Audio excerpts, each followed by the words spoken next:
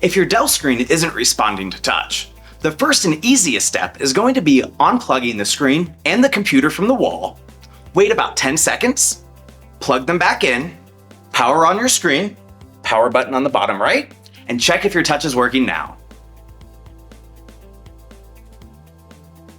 If your screen still doesn't have touch, locate the computer. We have 3 cables coming out of the back, one for power, HDMI for video, and USB for touch. Confirm the USB is plugged into the computer.